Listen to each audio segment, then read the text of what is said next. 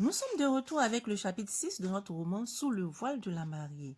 Abonnez-vous massivement sur mes pages TikTok et YouTube Lecture Paisible, car ce chapitre est assez long et si jamais il se coupe sur TikTok, vous aurez toujours le plaisir de poursuivre la lecture sur YouTube.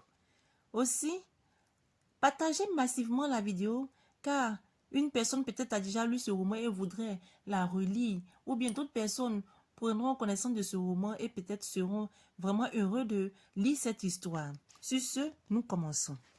Tout était calme chez les gosiers, un calme plat, un calme de cimetière. Kirala, assise là-bas mélancolique, subissait l'atmosphère délétère vécue à l'école. Et ici, se trouvait méditatif, pensif un Jean-Jacques Gosier meurtri.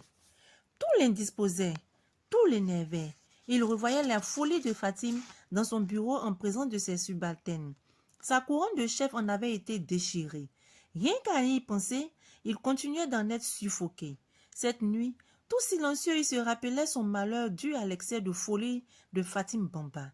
Et la cause, c'était Kirala, encore elle, colporteuse de poisse, encore elle, l'oiseau de mauvais augure, et tant qu'elle sera son épouse, se disait-il, chaque jour sera un jour de murmures, de rixes, de mélancolie et d'affront. Lui-même se demandait laquelle de ses maîtresses flouées, de ses fiancés abattis, viendrait se venger. Il commença à en avoir peur. Peur pour sa réputation et sa vie. Peur pour la vie de Kirala, car Fatime, avocate à la cour, était trop mûre pour le faire de déchanter. Il était convaincu qu'avec elle, il payerait, quoi qu'il en soit, le prix de ses impairs. Il la connaissait. Il connaissait sa pensée, son goût, son dégoût, son climat rêvé et ses couleurs préférées. Jean-Jacques connaissait Fatime plus qu'il ne se connaissait lui-même. Plus de 10 ans passés avec elle, il savait que la versatilité, la trahison et le mensonge étaient des tares qu'elle ne pouvait tolérer ni supporter. Fatime, autant qu'elle se sacrifiait pour la vérité et la justice, autant elle était capable du pire pour célébrer l'amour qu'elle avait pour la vertu. Et donc, partout, à n'importe quelle heure, elle pouvait hurler son indignation, devenir son ennemi. Il savait donc que tel que sortie la fois dernière du bureau, trépignant de colère, ruminant de vengeance, elle pourrait revenir en découdre avec lui. Sa peur avait empiré, car Fatime, lasse de cette turpitude, pourrait se suicider. Et si c'était le cas, il était sûr d'en pâtir et périr. Il se rappela le coup de fil du lieutenant Torzan. Pourquoi le lieutenant? Pourtant, c'était le numéro de Fatime qui s'était affiché. Pourquoi? Fatime serait-elle allée se plaindre au commissariat? C'était possible. Mais est-ce aussi possible qu'une amante récusée puis accuser son amant qui aurait refusé de l'être? Lui, il n'y croyait pas, car aimer ne s'impose pas au cœur. Malgré tout, il était sûr qu'il pourrait être poursuivi et condamné pour délit d'inimitié. Avec les juristes du Vénus de la République émergente de Zuguzaga, c'est le soleil qui a souvent tourné autour de la terre. Et ainsi, avait-on intronisé le paradoxe. Jean-Jacques se tut. Le silence qui s'en était suivi l'avait empoigné. Kirala, livrée à l'indifférence de son mari, lui jetait des œillades. Et l'enfantillage interminable dont est faite la vie de la femme s'empara d'elle. Elle voudrait bien que Jean-Jacques, même anxieux, abandonne son angoisse pour s'occuper de son anxiété. Pour elle, un homme comme lui, homme, jamais en mal de femme, toujours heureux, ne pouvait jamais souffrir des vicissitudes de la vie. Bizarre, elle pensait être la seule mariée au monde à avoir des ennuis que lui procurait sa condition de vie. De quoi Jean-Jacques pouvait-il être anxieux? Elle ne s'était pas posé une telle question. Bof, de l'enfantillage donc, ou simplement pensée d'enfant. Oui, Kirala pensait comme un enfant, comme bon nombre de femmes sous le voile de la mariée. À qui la faute? Depuis l'école, c'est elle qui avait eu l'art de créer son propre supplice. Tout à fait juste qu'elle en eut mal, très mal. Mal à son beau plumage qui venait de pousser dans les cendres chaudes du mariage. Mal à son monde nouveau, surtout à ses collègues qui s'entêtaient à l'appeler Kirala. Pourtant, elle portait le plus fabuleux des noms, Madame Gosier. Elle avait aussi mal à la présence des parents de son mari à la maison. quand elle les regardait assis dans ses fauteuils de mariage, debout dans sa cour qui était aussi la cour de leur frère, marchant rien dans sa maison qui était aussi la maison de leur frère, mangeant son riz, leur riz aussi, regardant sa télévision, leur télé aussi, la nausée lui montait à la gorge, la haine à l'esprit, et elle s'en trouvait presque au bord de la paranoïa. Tour à tour, elle les prenait pour des asticots, ces bâtards d'enfants de cousins affreux, de sœurs budgétivores. Elle eut envie cette nuit-là de les chasser tous de la maison, comme des chiens galeux qui, demain après s'être gavés de son plat repu, de ses bienfaits, ne seront que des ingrats endurcis qui jetteront des anathèmes sur sa personne. Ses lèvres donc brûlaient de ses pensées absurdes, sa tête mijotait de ses idées loufoques, bannies dans les bréviaires de l'homme noir. Faute des statuts des femmes mariées qu'elle avait lues, forte aussi de ce qu'elle savait de son pouvoir, elle était quasi certaine que son mari, trop instruit la comprendrait, ne pourrait s'opposer à ses idées révolutionnaires empreintes de modernisme exacerbé vers lequel courait goulûment l'Afrique. Oui, Jean-Jacques Gauzet ne pourrait pas refuser l'huile intellectuelle, l'avènement des valeurs miraculeuses auxquelles l'Afrique poisseuse ne cessait de tendre sa main mendiante, son regard honteux, tout en se déniant, se perdant. Ce sont de ces idées anachroniques qu'elle souffrait, de ces pensées passéistes, caduques qu'elle mourait, quand de l'autre côté son mari agonisait des siennes. Jean-Jacques, ne pouvant dompter son infortune, canaliser ses déboires causés par Fatim Bamba, alla très tôt au lit, contrairement à ses habitudes. À la maison, on connaissait son rituel. Il était celui qui se couchait tard et se levait tôt. On ne pouvait pas lui en vouloir pour cette exception. Tous les jours, n'étant pas dimanche, on pouvait se donner le plein droit de trahir quelquefois le consacré. Kirala le rejoignit. Dès qu'elle entra, il lui donna d'eau. L'image encombrante de Fatim qui défilait dans sa tête l'empêchait de regarder Kirala, la sentir, l'aimer. Il regrettait même de s'être attaché à l'institutrice qui devenait la cause de ses peines. Dans le lit, moult fois, il changea de place, de coussin, de posture et toucha à tout. Le tout était entrecoupé d'éternuements bruyants, de toux sèches et de longs bâillements. Quelques mois seulement, la mésentente avait commencé. Il ne faisait plus l'amour à Kirala, sur qui pesait aussi le fardeau de sa propre récrimination, à deux, la nuit et de surcroît dans la chambre. Kirala, sûr du moment propice, manifesta autrement sa colère. Tel que Jean-Jacques était couché dépité, la nuque au lit, le front vers le plafond, tout droit comme un mort, il fit peur à Kirala qui n'avait pu lui parler d'amour. Elle avait ravalé son envie et lui avait plutôt parlé de sa mère qu'elle ne voulait plus voir à la maison. « Tu exiges que ma mère parte de la maison? » « Oui. » « Impossible, Kirala. À l'impossible, nul n'est tenu. Pourvu que tu le veuilles, tout ira pour le mieux. Ta mère doit retourner au village. Le village lui convient. Son temps, sa pensée, son passé, sa vie se trouvent là-bas au village. La ville est fait nouveau pour son existence. Elle a ses principes, ses lois, ses droits et devoirs qui sont de véritables fardeaux pour sa culture. Avec ses errements quotidiens, ses boudes incorrigibles, je n'arrive plus à la supporter. La laisser vivre sous notre toit est un piège que tu lui poses sur la trajectoire de ma liberté. Sois attentif et regarde ce qu'elle fait. Ta maman se prend pour ma rivale, moi sa rivale. Jean-Jacques Gauzet tiqua devant les aveux de sa femme. C'était comme s'il désapprouvait sa conviction. Kirala évoqua alors d'autres preuves pour le rassurer.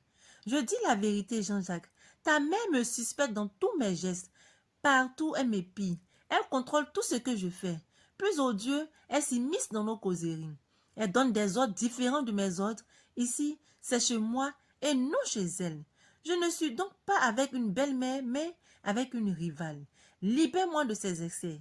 Donne-moi ma liberté, sinon, j'ai l'impression que je suis en prison. Jean-Jacques, pardon, il faut que ta mère s'en aille pour sauver notre mariage de ses illusions villageoises. Kirala, j'ai un devoir vis-à-vis de mon éducation. Elle m'oblige à avoir la garde de ma mère. Elle avoue que ma mère est mon Dieu. Elle est un morceau de ma vie. Elle et moi avons un destin commun. Je ne peux pas chasser ma mère de ma maison.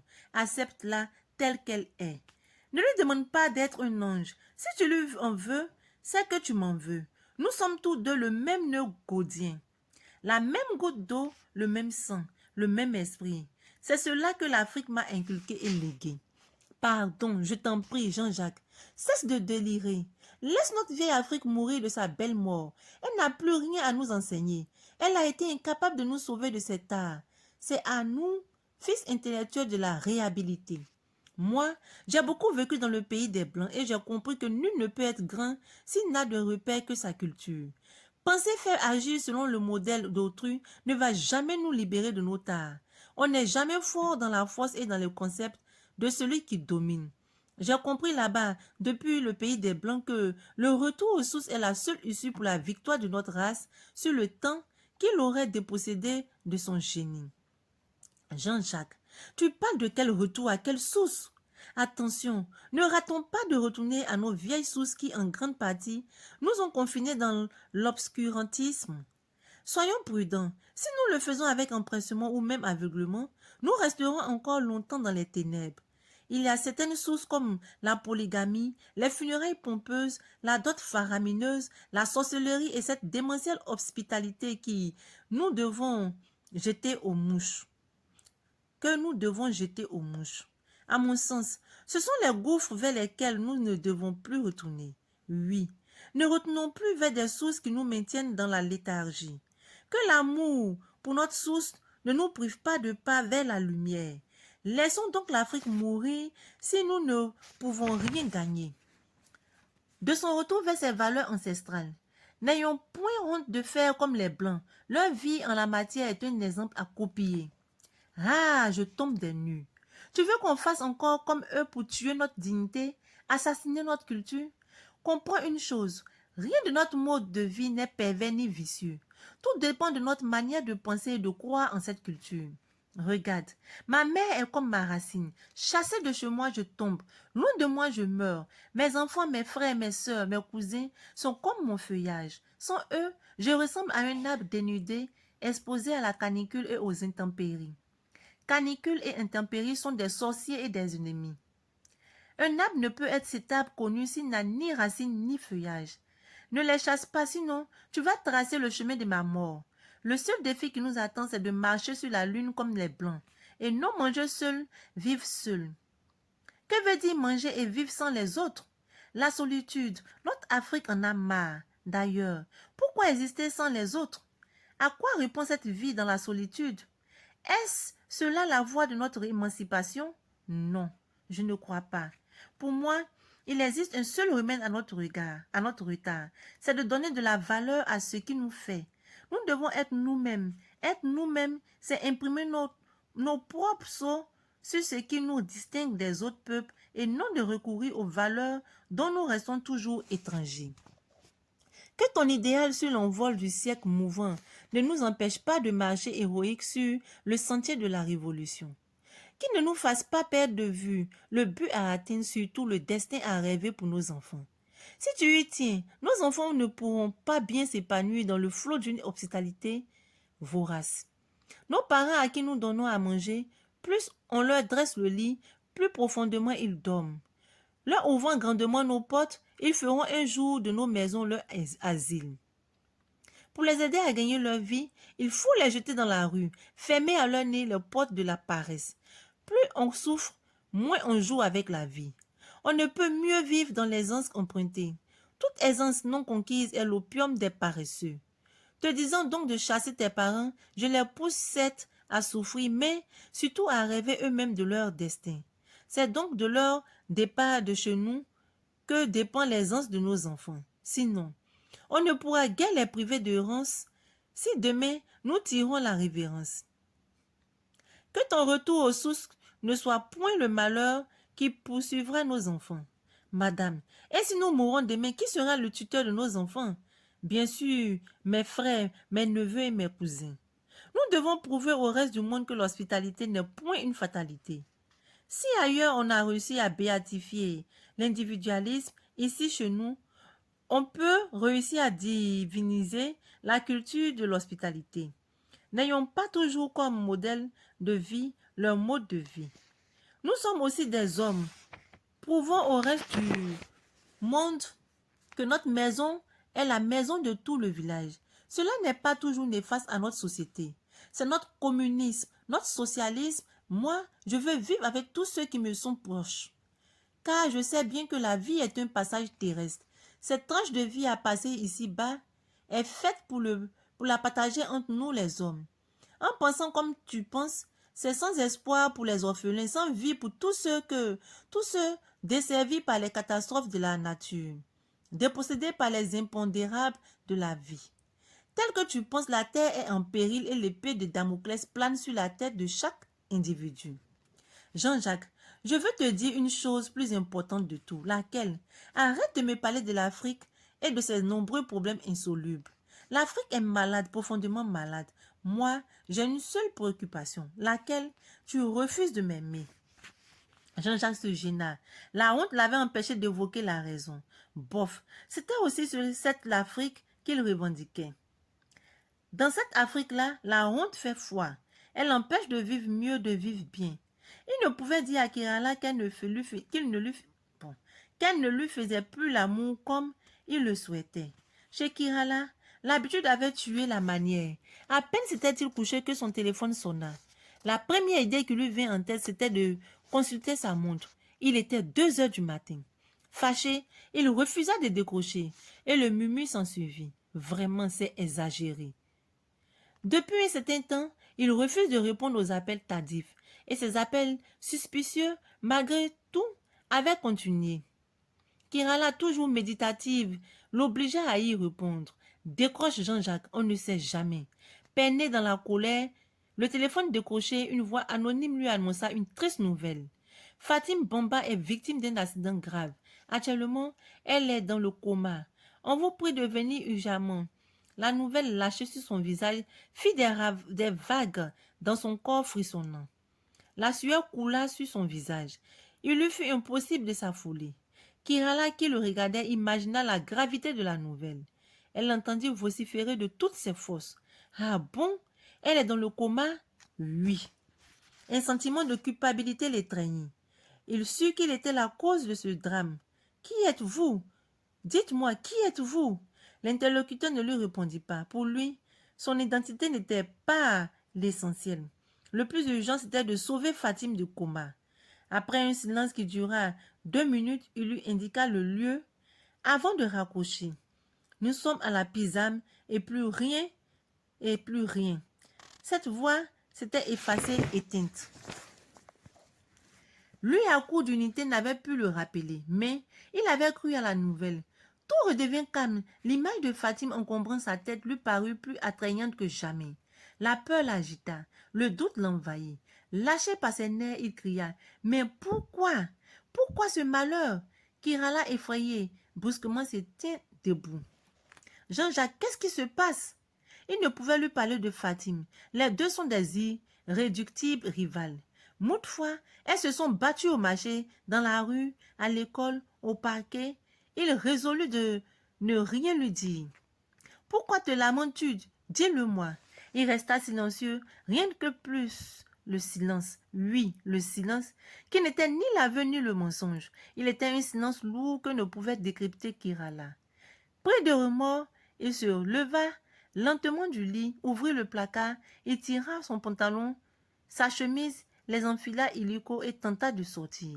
« Où vas-tu? »« Je viens. Reste tranquille. Il y a une urgence, on a besoin de moi. »« Réponds-moi, Jean-Jacques, où vas-tu? » Il fit un pas, 2 pas vers elle, la prit par les épaules, le menton, la caressa, lui fit une embrassade. Cette attitude insolite qui fit croire à Kirala que son mari était suspect. Pareille câlinerie, elle en était sevrée depuis belle lurette.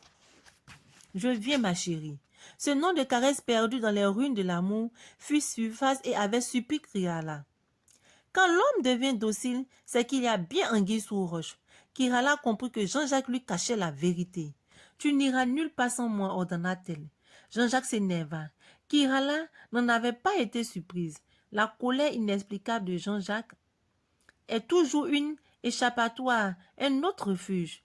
Il la fissa furieusement, mais elle resta indifférente à sa rage. « Bon, je vais à la Pisame. » « À la Pisame? Comme un félin du lit, elle avait sursauté et lui avait barré le passage. Mais qui est donc malade? Fatim était dans le coma. Les minutes s'égrenaient, passaient, s'envolaient. Kirala sut cette fois de l'avoir pris dans ses filets, refusa de lâcher du lest. Le nom de Fatim au bout de sa langue fut ravalé. Tout, sauf lui parler de sa rivale. Il se jugea sans vouloir.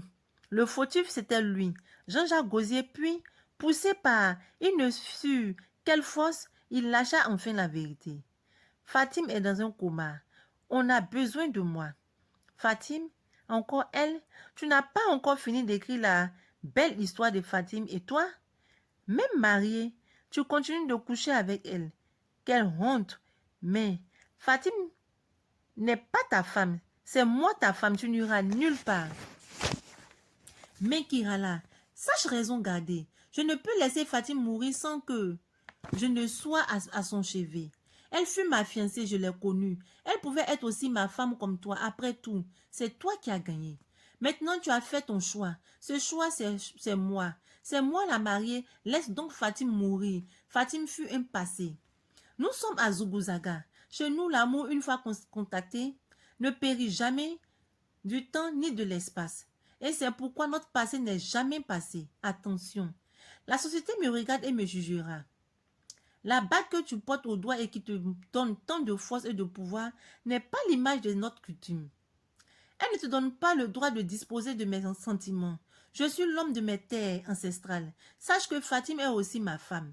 Le long temps passé avec elle a scellé à jamais notre union et cela m'impose des devoirs à son égard. Accepte qu'elle soit ma femme. Pas une femme comme toi, mais une femme de ma parole nue et vide. Une femme de mon serment. Une femme qui n'a nulle part le même droit que toi. En fait, une reine, sans qui est devenue ma femme légale. Avec moi, elle a tout perdu. Une reine sans couronne. C'est toi qui auras voiture et maison le jour de mon trépas. Te taire face à cette réalité n'est pas de la faiblesse, mais de la sagesse. Alors, sois sage. Dans cette bataille qui n'en vaut pas la peine, ne pense jamais à gagner tout. Sinon, tu risques de tout perdre. C'est toi qui dois la comprendre.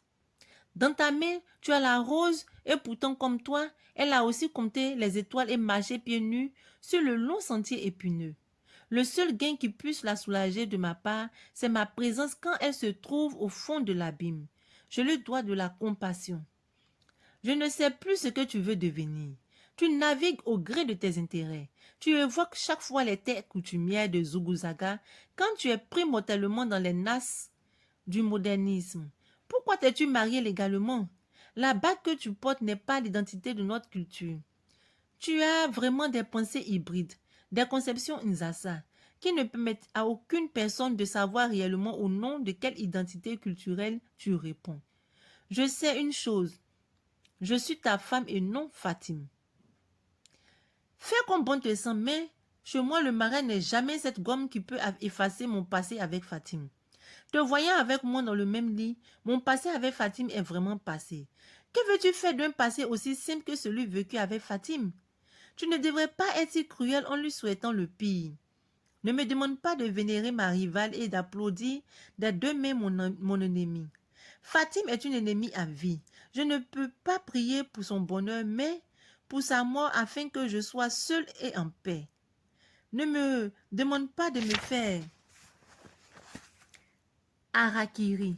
D'ailleurs, la connaissance, je sais bien que ton passé avec elle ne sera jamais simple. Je resterai cruel tant que je le pourrai. Face à une femme qui a le don de faire jaillir de la fontaine dans un désert aride. N'oublie pas que Fatim est avocate. La parole est son épée. Le verbe est son cheval de bataille. Lui donner le temps de te voir et de te parler, c'est l'aider à creuser sa propre tombe. Pendant longtemps, elle m'a livré la guerre et cela a fait de moi un chat échaudé. N'importe où, n'importe quand, je la combattrai. À cause d'elle, je crains toutes les femmes du monde. J'ai l'impression qu'elles ont toutes les faciès de Fatim. Même morte, son âme sera ma rivale. Que puis-je te dire de plus pour que tu la laisses à jamais? Qu'elle périsse ou pas, je m'en moque. Jean-Jacques Gosier ne lui dit mot. Inutile de parler de sa Fatim à celle qui la voulait morte pour oindre son mariage et lever des balises autour de son honneur. Tout le mal que pensait Kerala de Fatim lui avait apporté plus de levain à l'amour pour l'avocate qui devait être la femme de sa vie. L'idée de se revoir, le mari de Fatim germa dans sa tête. À la porte, elle avait rejoint et l'empêcha de sortir. Toute la nuit, ils s'étaient chamaillés, insultés. Ils s'étaient battus comme des ennemis jurés. Le matin, Kerala, n'ayant pu être conseillé par la longue nuit blanche et débridée, revint sur sa pensée que Jean-Jacques avait toujours traité de saugrune. Comme tu m'énerves, je maintiens ma décision. Tes parents quitteront ma maison. Ils s'en iront. Je ne veux voir personne sous mon toit. C'est aussi mon toit. Cette maison est ma maison. Et alors, Jean-Jacques resta de marbre. Il s'était mis à compter les dégâts que la présence de Kerala lui avait causés. Zenzi est morte. Fatim dans le coma. Demain, sa mère et ses frères, cousins, neveux s'en iront. Il était devenu un Jean-Jacques dépité, désarçonné, désorienté. C'était comme s'il lui avait manqué de marier l'Afrique à l'Occident ou de plier l'Occident au désir de l'Afrique. Il pensait à remodeler le mariage dans la République de Zuguzaga. Mais il n'était pas arrivé par la faute de Kerala, aveuglé par le voile du mariage. À la hâte, il tira une conclusion. Un marié dans les mains d'une femme devait une épée contre le donateur. Sa mère avait simplement raison quand elle lui parlait du chemin de malheur emprunté en épousant Kerala. Son constat ne souffrait plus de doute. Les femmes noires, mues par le nourisme, une fois mariées, transforment le foyer en métier et perdent leur cœur, leur esprit et surtout la maison et le sens de l'humanisme. Ce qu'il avait pu faire et qu'il lui a été possible de faire à cet instant précis, c'était de hausser les épaules en signe de regret et de défaite. Déçu de n'avoir pas pu avoir en Kerala la femme soumise, il lui posa la dernière question. « Ne veux-tu pas que j'aille au secours de Fatim ?»« Non. J'en prends hâte, mais sache que je viens de prendre une décision. Fatim sera ma seconde épouse. Même morte, je serai le mari de son cadavre et je porterai à jamais son deuil. Tu n'es plus la seule épouse de ma vie. » Kerala prit cet aveu comme de la discrétion dont il avait l'art. Elle en avait ri, du rire moqueur qui exacerba la colère de l'homme. Devenu hystérique, voire fou, devant les yeux hagards de Kerala, il enleva son alliance au doigt, entra dans la douche et la jeta dans un trou de la maison. Elle hurla. « Jean-Jacques, tu as osé jeter notre alliance à cause de Fatim? » « Oui. Je suis devenu un homme libre. En réalité, cette alliance n'était qu'un déchet à mon doigt. » « Qu'est-ce que cela veut dire donc, le divorce ?» Kerala fondit en larmes. La nuit qui lui permit de coucher de nouveau avec lui pour cicatriser les rancœurs, éponger les ressentiments, fut encore plus longue et plus incandescente qu'elle ne l'avait jamais été. Je vous dis merci. Que retenons-nous de ce roman? Nous voyons que Jean-Jacques est dans cette coutume africaine qui veut que on vive ensemble avec le père, la mère, les enfants, les cousins, neveux et nièces. Alors que Kerala, en bonne femme égoïste, ne veut pas d'eux dans sa maison, alors que cette maison même ne l'appartenait même pas. Et nous voyons aussi que Jean-Jacques se rend compte maintenant de l'erreur qu'il a fait. Il s'est trompé dans son choix. Il pensait que marié en Kerala, simple institutrice, il était à l'abri de tout cela, tout ce comportement qu'elle est en train de lui révéler. Parce que Fatim Bamba est avocate de surcroît, elle a fait de longues études. Et là, j'aimerais m'attarder sur ce fait que les femmes qui ont fait de longues études ont vraiment des problèmes. Certains hommes pensent que les mariés seraient envoyés des problèmes dans le foyer, alors que ce n'est aucunement le cas. Les gars mélangent tout. Une femme qui a fait de hautes études et qui est payée extrêmement cher ne veut pas forcément dire qu'elle ne va pas être soumise dans son foyer. Il faut que les hommes arrêtent de changer, arrêtent de penser cela et ils doivent changer aussi le débat, élever le débat. On peut marier une femme intellectuelle qui a de hauts niveaux sans que cela devienne source de discorde dans la famille. Je vous dis à très bientôt pour la suite de notre roman.